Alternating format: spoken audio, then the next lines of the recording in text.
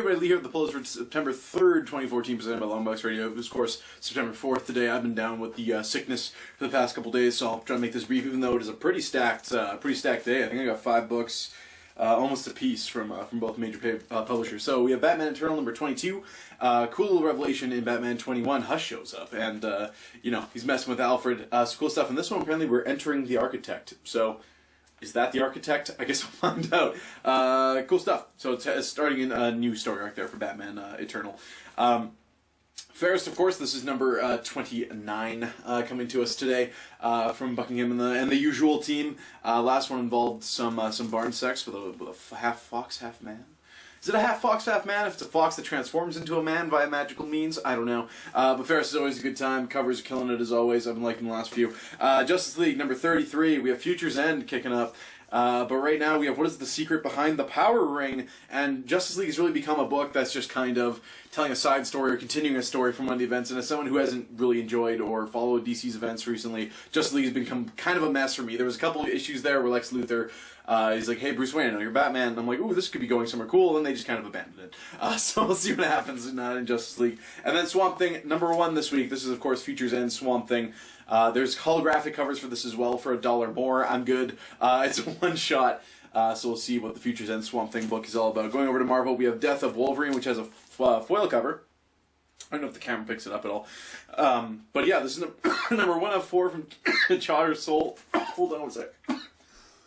Issue 1 of 4 from Chowder's Soul, who coincidentally also writes Swamp Thing over at DC.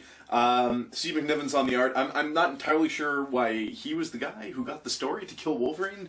But it's a 4-issue arc. Charles Soule's doing it. I like Charles Soule. I don't know if he has a part connection with Wolverine. If he does, I absolutely apologize. But anyways, looking forward to reading that one. It's thick. It's got a bunch of extra materials in there as well. So we have Iron Fist, the Living Weapon. This is number 6 coming to us, written and drawn, illustrated rather, by Kyle Andrews. We have one Danny Rand with Crushed Hands. I think last one was more of a flashback issue.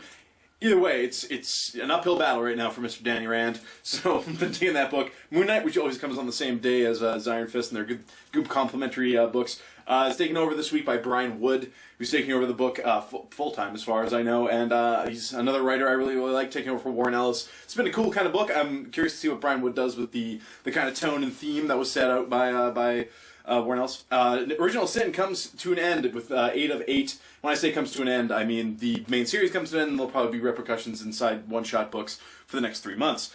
Jason Aaron, Mike Deodato, Frank Martin bring us the final judgment there for Original Sin, which is picked up in the last issue. Otherwise, it is one of those events where it's just like a bunch of people in colorful costumes standing around talking it out. And then finally, Spider-Man 2099. This is issue 3. I've been taking this book. We have Miguel O'Hara kind of working behind the scenes in the modern times, trying to affect what happens in the future, or trying to make sure what happens in the future still happens the way it's supposed to. Kind of a cool book.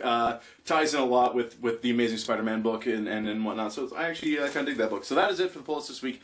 Barring another coughing fit. So we have free digital codes for all 5 of those Marvel books, and I'm going to post those all after the episode. So if you want Death of Wolverine, Iron Fist, Moon Knight, Original Sin, or Spider-Man 2099, all you got to do is wait another like 30 seconds or so, and it'll be right there.